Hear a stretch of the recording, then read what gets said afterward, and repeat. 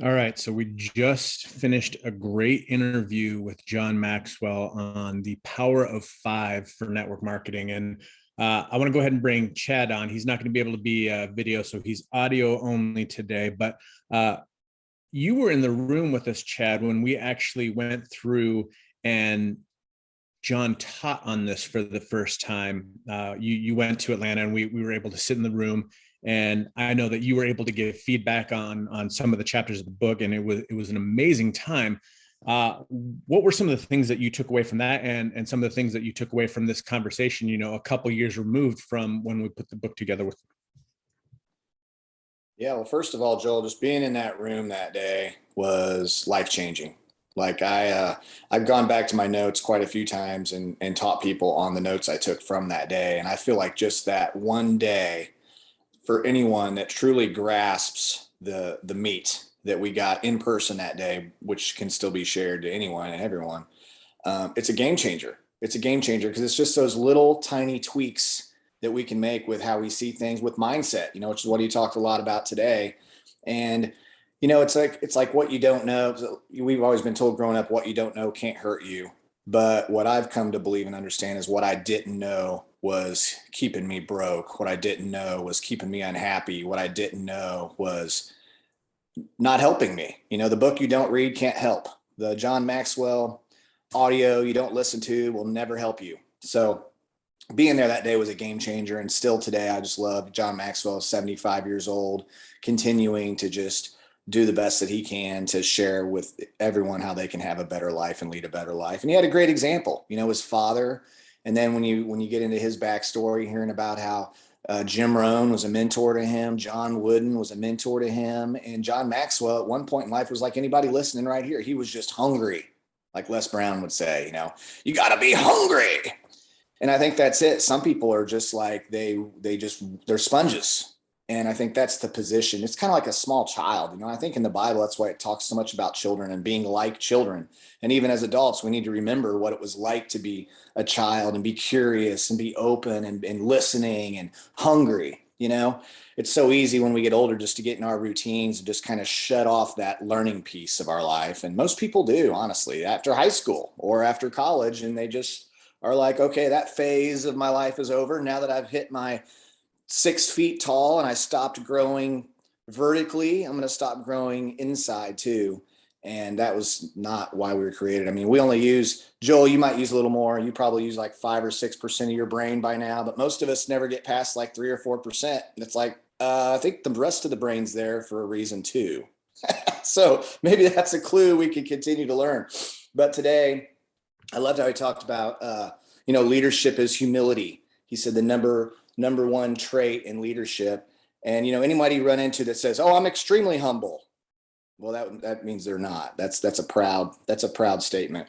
But, and John always says the more he would learn, the more he would understand that he needs to learn, and that he's very, very sure. When he was in his 20s, he was sure about everything because he was in his 20s. But now he's in his 70s. He's very sure only about a few things. But those few things he's very sure about now because they've been proven over time. And, he talks about how our mentality in the United States is we get very goal oriented and we want to hit the finish line and we want to check that box. Yep, accomplished that, got that done. But for what? I mean, and we're trained to go to work for 40 years, so that we can live off of 40% of our income that we could barely live off of for 40 years. And that's like the dream. That's the script that we've been given so we can retire. And what does retire mean? Just lay down and let someone come bring us drinks and, on a beach and wherever. And that's not a fulfilling life. I know so many people, Joel, they retire for like 6 months and then they're so bored, they go do something else because they're like, oh, this whole retirement thing isn't what I thought. So I think the point of life is to figure out what our calling is in our life and to get involved in our calling. And then you never want to retire until you're fully retired when you're, when you're in the cemetery. That's when you're retired, I guess. So I hope tomorrow gets better isn't a very good strategy. And he talked about how you have to grow to the next level. You can't go to the next level. And I love that he uses the word grow because the word grow means change. Like you don't just automatically grow, you have to intentionally grow. And so to go to the next level, it's an intentional thing. It's like he says, You can't drift to the top of the mountain, and all things worthwhile are uphill. And uphill means that we have to gain ground, which is it's a picture of like taking action and changing and growing and fighting. It's like, I love how I heard that one time, if, we just watched the Super Bowl.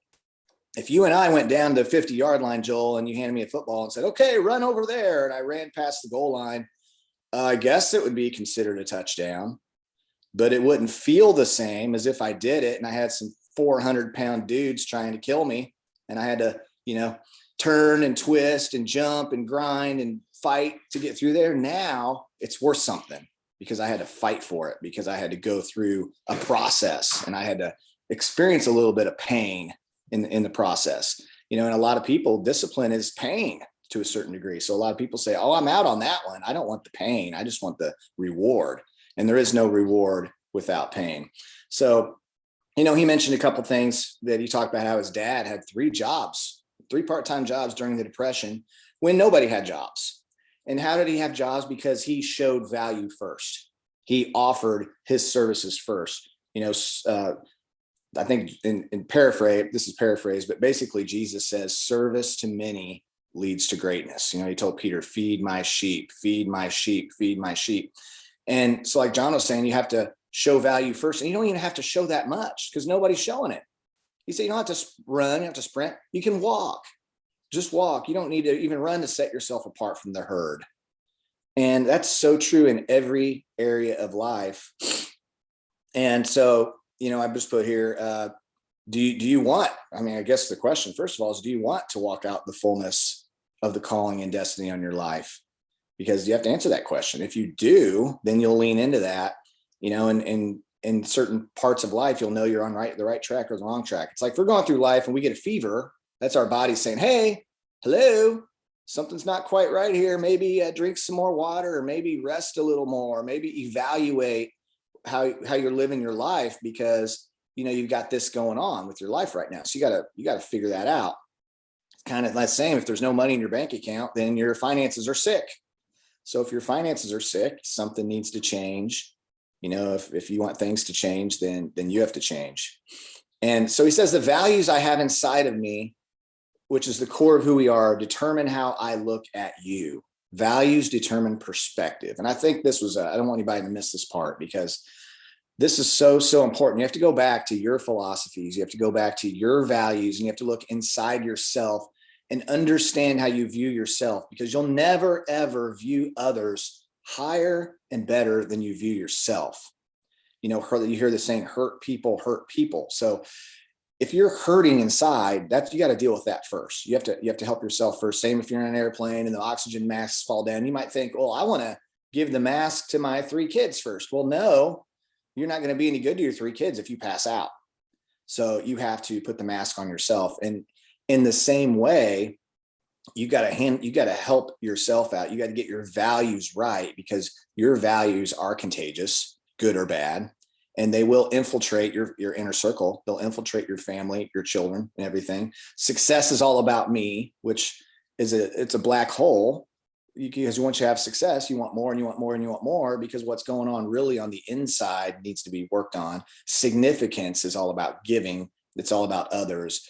It's all about how many others can I help, which is living the higher life. And that is what actually leads to happiness, is being significant. So it's shifting from inward to outward.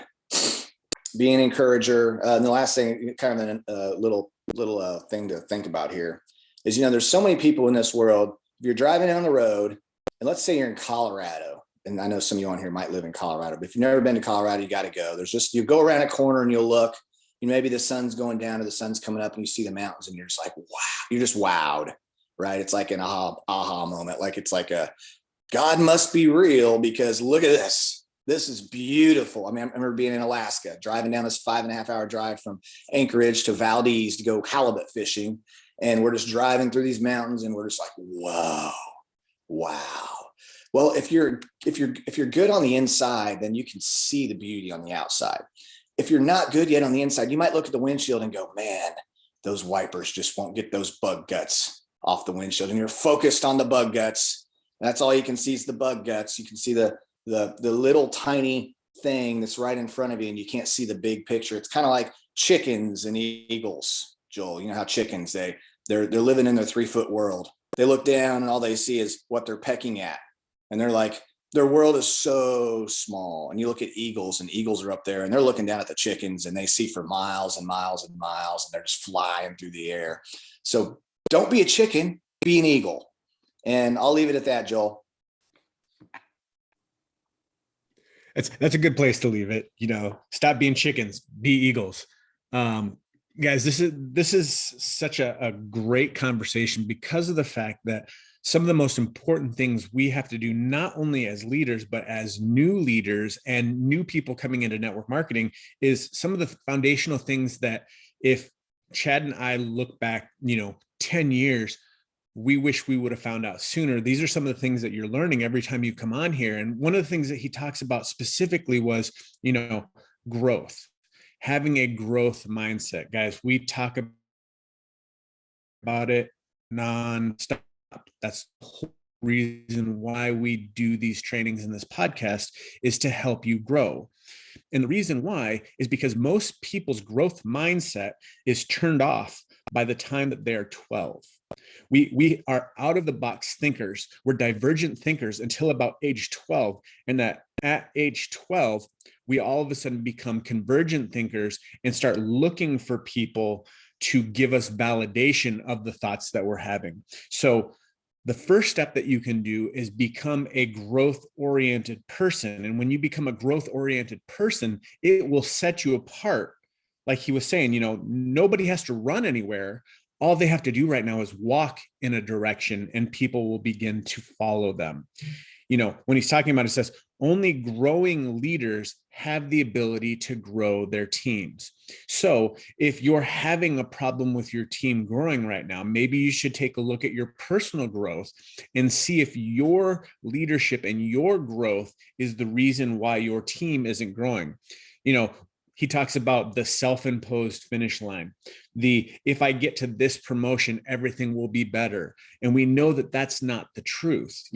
We got to Black Diamond and then we got to double ambassador. And, those things are what most people would consider finish lines. And guys, for those, they're just mile markers for us. They're just things and accomplishments along the way to changing lives that take place when you start using that as your focus. And this pretty much revolved around the one topic in the Power of Five. So of the 5 things that John talks about, and I'll go over them, they're right here in the book. The 5 things and the 5 powers that he has to put together for this is the first one is on growth. Power number 2 is connection. Power number 3 is on mindset. Power number 4 is on leadership. And power number 5 is significant. And the question was, John, if you could go back, what would be the number one thing you would sit down and talk with somebody about when it comes to planning out a path for success?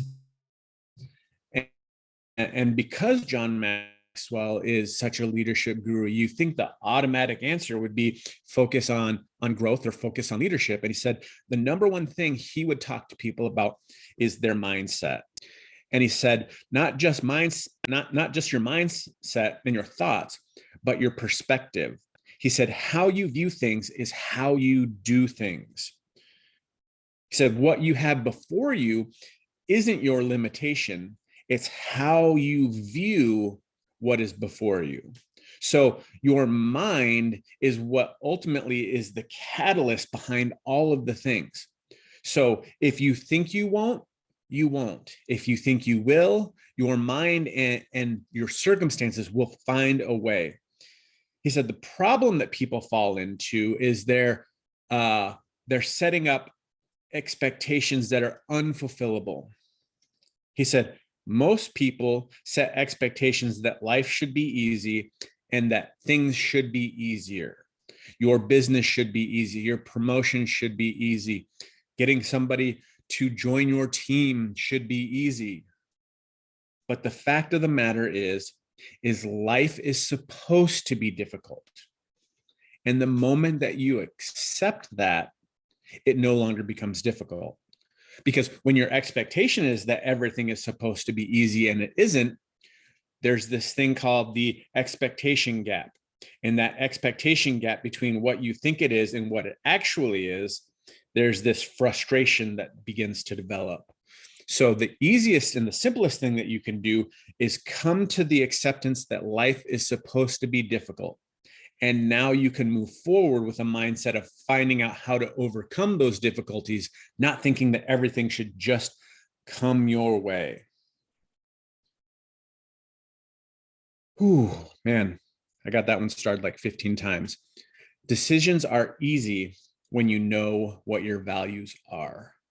Guys, the more that values and the more that you have values on the inside, we talk about all the time that most people come on these Zooms and come on these trainings and come on these podcasts looking for tips and tricks. And the things that we're wanting to convey to you and the things that we're wanting to teach to you are values and principles, because values and principles are lasting. Tips and tricks only work for a season. They only work for a small amount of time. And sometimes, if you think about it, people don't want to be tricked. So when you base things on values and principles, you have more on the inside of you than on the outside of you. So the more values and principles you have on the inside, the less validation that you will seek on the outside. John's dad taught him these three things, and he said, every day, value people, believe in people, and unconditionally love them.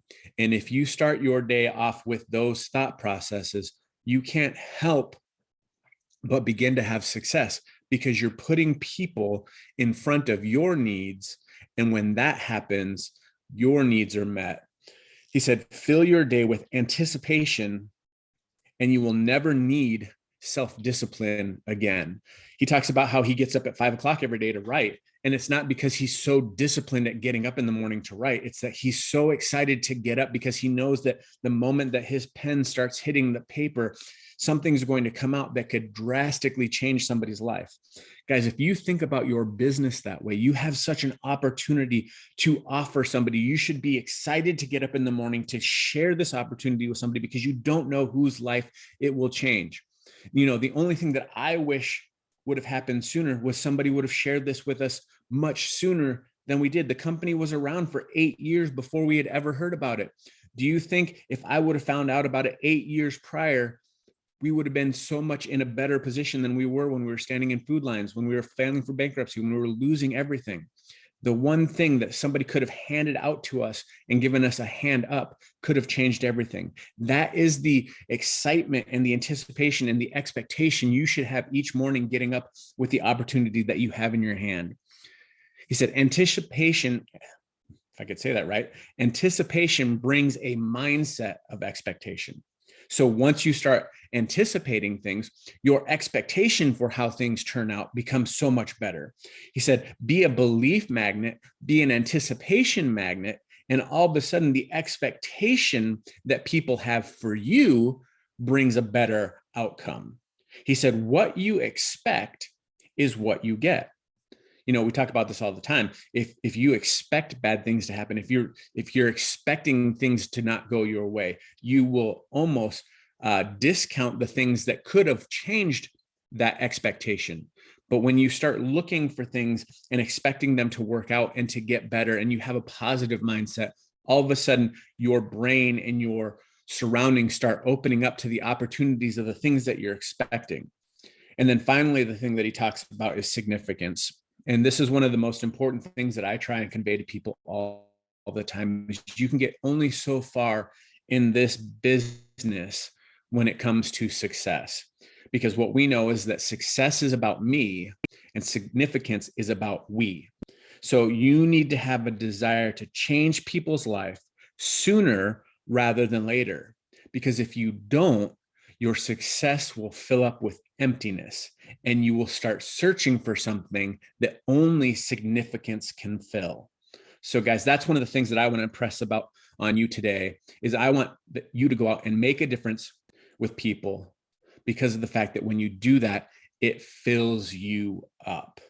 So guys, I hope this really helped you. I love it. It's an amazing book, guys. Go out and look for it.